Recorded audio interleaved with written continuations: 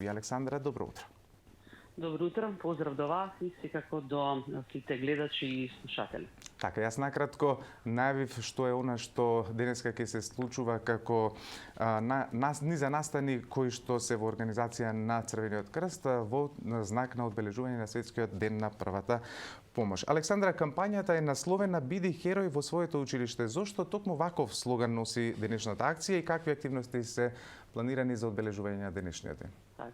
Да се поврзе слоганот со она што ќе се случува денеска и во текот на наредните неколку месеци, мора да се вратиме наназад, за да кажам дека токму Црвениот крст е лидер во едукација на првата помош како приватно спасувачка вештина, не само во нашата земја, туку да речеме и на светски рамки преку движењето на Меѓународна федерација на Црвениот крст и Црвена полумесечина, каде што и нашето национално друштво всушност е членка.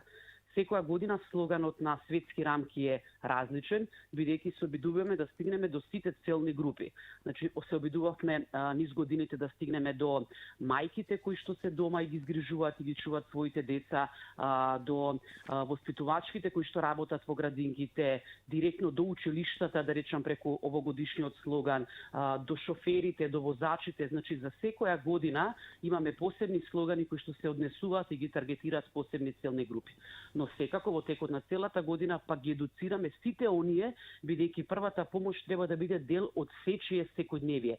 Таа не е ексклузива само за одредени целни групи, туку треба секој некој да ја познава во својот живот и во своето секојдневие.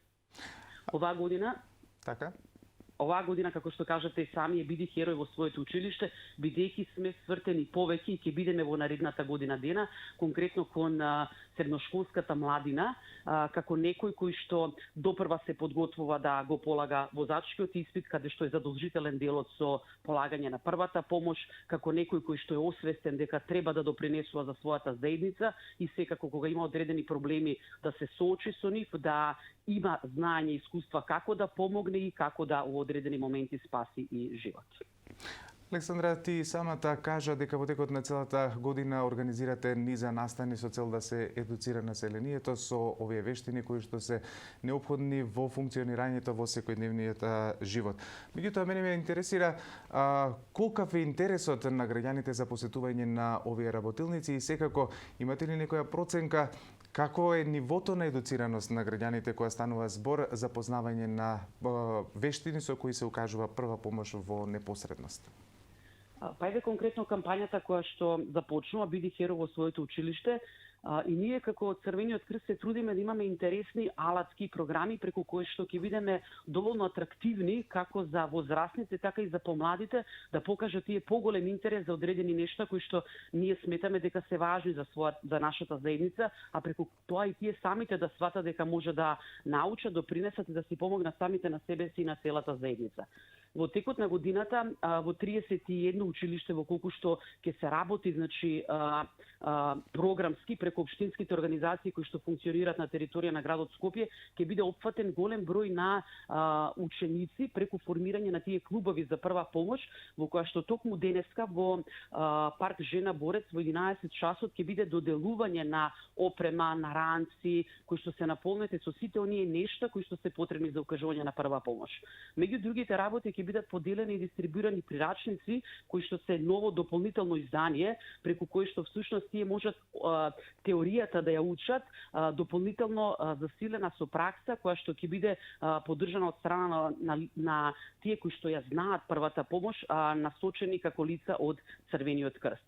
Што значи дека на еден системски начин влагаме директно во училиштата уште повеќе да ги примамиме и да ги активираме младите лица. Од друга страна, пак она што го кажавте дека сме директно вклучени во заедницата и дека ги таргетираме сите оние кои што се заинтересирани за првата помош, повторно ќе речам, некои сакаат, некои се самите свесни дека треба да го знаат истото, но некои веќе доаѓа време кога треба да го научат истото. Така да сме подготвени за различни корисници, имаме различни пристапи за сите нив.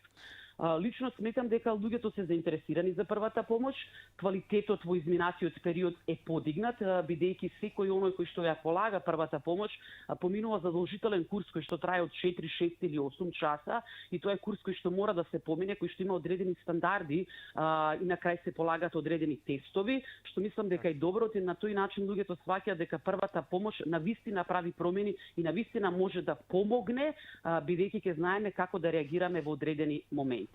Но дел од луѓето се јавуваат сами за да ги поминат курсевите. Тие се тие освежителни и дополнителни курсеви, бидејќи заборавиле, бидејќи им требаат за на работа, бидејќи едноставно сакаат да го повторат своето знаење. Александра, и пред крајот на ова наше утринско брифирање, според најавите со денешната кампања се најавени планови со кои ќе се спроведува обука во 31 скопско училиште, средно училиште, со цел да биде обучена екипа за правилно и навремено укажување прва помош.